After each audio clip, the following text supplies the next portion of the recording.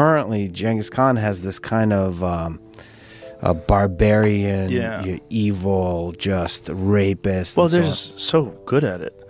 They were so good at murder. They were so good at war. I mean, just so uniquely good at military strategy. So it's about, he always kept the army to about 100,000. It's small. Scientists have finally uncovered what the world was never meant to see: the lost tomb of Genghis Khan, hidden for nearly 800 years beneath engineered earth in the Khentii Mountains.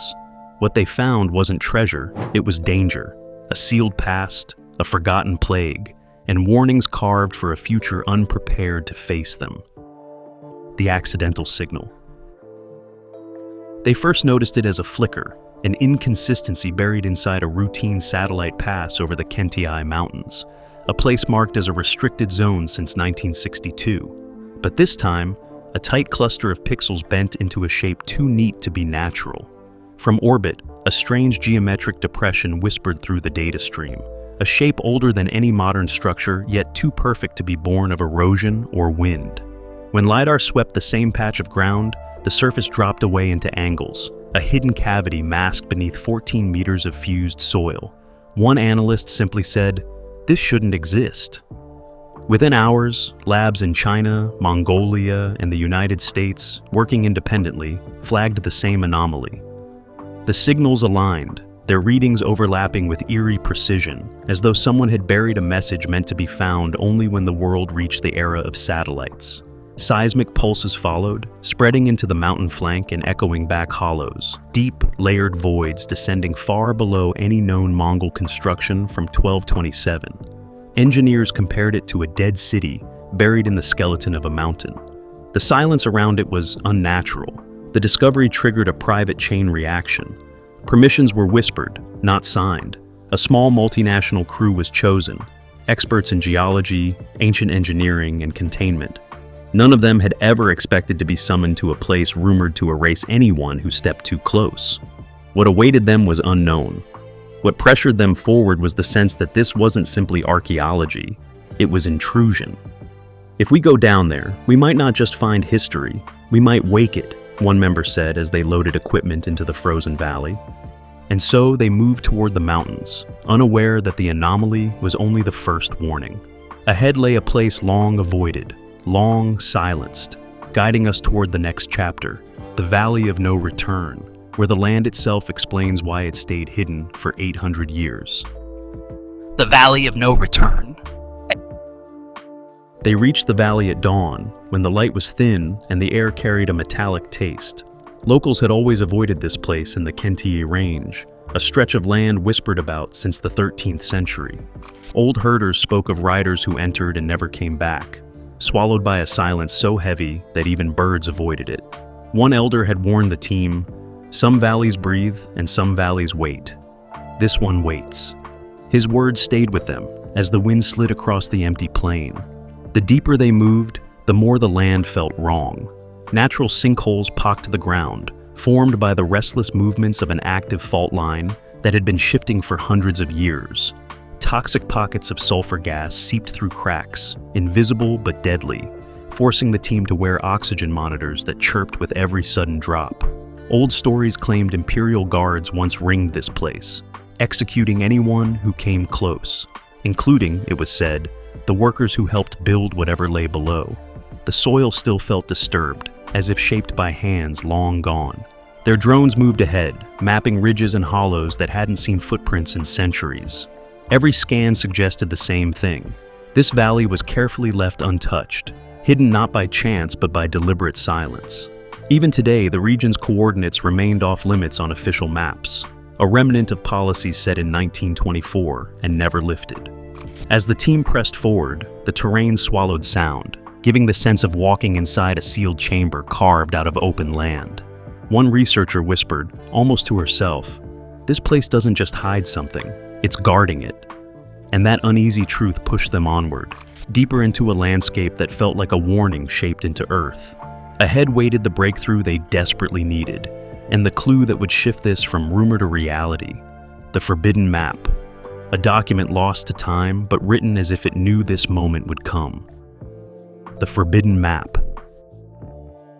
It surfaced where no one expected it, in a private archive outside Beijing, sealed in a cedar box dated to the 14th century. The scroll was fragile, its ink torn by time, yet its opening line struck every historian who read it. Where mountains bow to each other, the Great One sleeps. For centuries it had been dismissed as myth, a poetic fragment from the fading days of the Yuan dynasty, nothing more. But once the valley in Khentii revealed its strange geometry, the scroll no longer felt like legend. It felt like instructions. The team brought in translators who noticed something unusual. Distances weren't written using roads or landmarks. They were described by star positions recorded exactly as they appeared in 1227, the year Genghis Khan died. The map referenced the alignment of Altair, Deneb, and Vega, using their rising angles as directional markers. Modern astronomy software reconstructed the sky as it looked 800 years ago, and every coordinate traced back to a single point inside the Forbidden Valley. A place hidden not by walls, but by the sky itself. One line in the scroll stood out more than all the others. It read, "He rests where the night holds its breath." To the researchers, this wasn't poetry. It was a clue toward the valley's unnatural silence, the same silence their instruments detected. The more they connected the markings with satellite scans, the more the scroll resembled a coded map built to outlast empires. It charted slopes, water runoffs, and even the angle at which the sun struck the valley during the summer solstice, all pointing toward an underground axis they had already glimpsed on seismic scans. As they matched these clues, a cold realization settled in. Whoever created this document wanted only a future age, one with celestial measurement and ground-penetrating tools to find the tomb. Not the centuries immediately after, not rival Khans, not invading armies. A distant world, armed with satellites. But the final line changed the tone of the entire discovery. Written in sharper ink, as if added in urgency, it warned, "He sleeps beneath the world he conquered, watched by those who never left." No historian could agree whether those who never left meant guards, spirits, or something far more literal. Still, the message was clear. They were not approaching a simple burial site. They were approaching a design meant to stay hidden, meant to resist time, meant to judge anyone who dared decode it. And with the map fully translated, the team prepared to face the next truth, the sealed earth, where the ground itself revealed human hands had shaped it for a purpose darker than memory. The sealed earth. The first clue came from a fused layer 6 meters down, evidence of extreme heat not natural to the 13th century. Tests showed melted particles, likely from primitive pyrotechnics used on a massive scale. One geologist whispered, "Someone sealed this place shut on purpose." Magnetometry revealed more, vast magnetic distortions beneath the surface, arcs and lines too precise to be random. It looked like an engineered shield, crafted from buried iron or bronze to block detection, centuries ahead of its time. Then, ground-penetrating radar uncovered the impossible. A vertical shaft, 300 meters deep, collapsed with intention. The smooth walls hinted at ancient timber supports. Around its edges lay skeletons, some pierced by arrowheads, others arranged like ritual executions. It echoed the old rumor: builders killed to keep the tomb secret. The mountain itself had been shaped, lifted, burned, hidden. An engineer called it a fortress of earth. Not to glorify a burial, but to erase it. On the ridge, watching drones descend, the lead archaeologist finally said it. This was never meant to be opened again. Yet something waited below, structured, deliberate, and alive with ancient intent. The team began the descent, ready to confront what had remained sealed since the age of the Great Khan. The descent.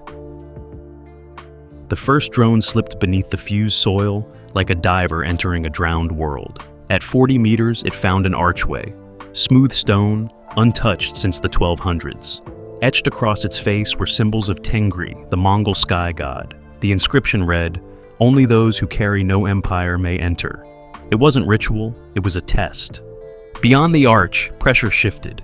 Air that old should have been dead, but instruments found preserved pockets, as if the chamber was a controlled environment. One engineer whispered, "This isn't a tomb." Lights revealed murals carved into stone. One showed a lone warrior riding into shadow, cities burning behind. The flames weren't celebratory, they mourned. Another mural read, "Disturb not the slumber of the eternal storm." In Old Mongolian, storm could mean chaos, plague, or wrath, each translation equally chilling. Deeper in, natural rock gave way to perfect stonework, millimeter precise, no footprints, no dust disturbed. The team was the first to enter since 1227. This place wasn't symbolic. It was defensive, engineered, waiting.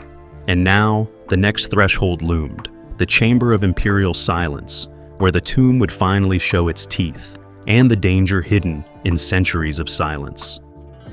The Chamber of Imperial Silence. The chamber opened like a frozen battlefield, every detail deliberate. The drone's lights caught rows of bronze-tipped arrows, anchored in ancient mechanisms. One wrong step could still trigger lethal force. An engineer whispered, "This place is still armed." Sensors confirmed it. Pressure plates held tension after 800 years. As the team advanced, dust stirred, revealing preserved bodies, slumped, not scattered. These weren't guards. They were trespassers, caught by the traps. One archaeologist murmured, "They died exactly where the trap wanted them." On one side, clay tablets lay stacked near a broken alcove. The script, cracked but legible, spoke of workers who sealed themselves willingly for the Khan's journey. A ritual, a sacrifice, a warning. Faint toxic residue streaked the walls, early chemical defenses, sulfur-based compounds strong enough to cripple. This wasn't crude, it was engineered. A scientist whispered, "Someone built this to keep the world out, not to honor the dead." Even here, among poison, pressure traps, and corpses, it felt like an outer layer, a stone gate of warning. Beyond lay the tomb hall, untouched and undescribed in legend, where the image of the Khan would defy every myth the world had believed. The truth waited inside. The tomb hall. The final passage opened into a vast stone chamber, larger than expected beneath the mountain. Lights swept across a floor untouched for 800 years.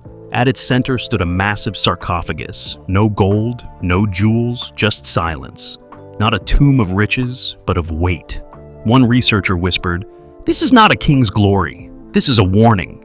War banners lined the walls, faded yet vivid with scorched cities, fallen kings, fields stripped to bone. These weren't triumphs, they were warnings.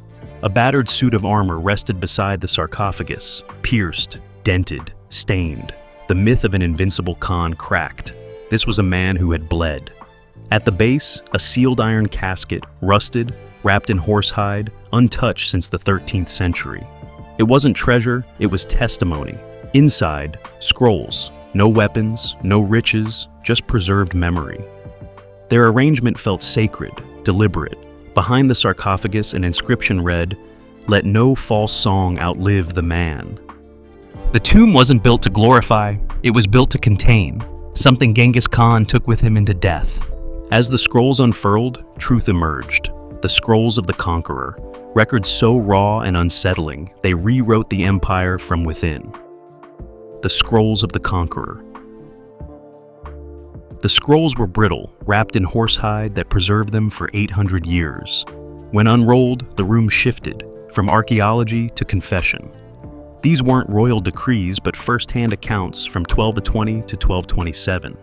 The ink trembled with urgency. The first line read, "We record what must never be sung." These scholars wrote with brutal honesty. Executions, purges, and unrest buried beneath official records. One scribe confessed, "The empire bends, but none dare speak of the strain." The myth of unity shattered. The scrolls exposed an empire held not by loyalty, but by fear. Another scroll carried guilt.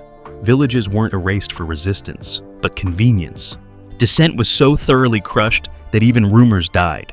Historians had guessed these truths. The scrolls confirmed them, with names, dates, motives. At the casket's bottom lay a final document, sealed in resin, marked with 2 interlocking circles, an ancient symbol of judgment. Below it, "Not for the world until its next age of suffering." Why would knowledge be saved for a future crisis? What could be so dangerous? The answer lay inside, one last message the empire feared above all. And once read, it triggered the final shock. The moment history became a threat to the world. The final shock. The sealed document was different, thicker, its fibers hardened over centuries. When opened, a cold draft escaped, as if the past exhaled. Inside were pages of tight script, not a chronicle, but a medical log. The first line froze the room. A sickness rises among the clans, unknown to our healers. The symptoms didn't match any known disease. Fever spikes, blackened blood, lung failure, and a metallic odor from the dying. Cavalry units were isolated. Camps burned. Horses collapsed unwounded. One line read, "The sky eternal has turned his face from us."